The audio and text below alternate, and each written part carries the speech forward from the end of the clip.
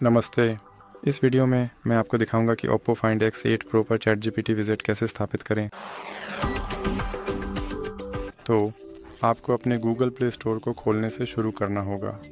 फिर search bar पर click करें और वूली AI टाइप करें। फिर सर्च पर क्लिक करें और अब इंस्टॉल पर क्लिक करें। अब आप ओपन पर क्लिक कर सकते हैं और फिर इस बटन पर क्लिक करें ताकि आप अपनी परिचय को छोड़ सकें और नॉट नाउ पर क्लिक करें और फिर ओपन परमिशंस पर क्लिक करें। अब AI सहायक पर क्लिक करें और यहाँ आपको हमेशा का चयन करना है। फिर आप वापस जा सकते हैं और स्टार्ट पर क्लिक करें और जैसा कि आप देख सकते हैं यहाँ मेरा ChatGPT विजिट है और मैं इसे खोल सकता हूँ और मैं इसे कुछ करने के लिए कह सकता हूँ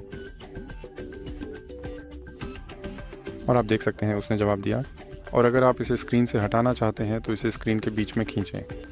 यही इस वीडियो के लिए है। अगर आपको यह पसंद आया, लाइक छोड़ना और सब्सक्राइब करना ना भूलें।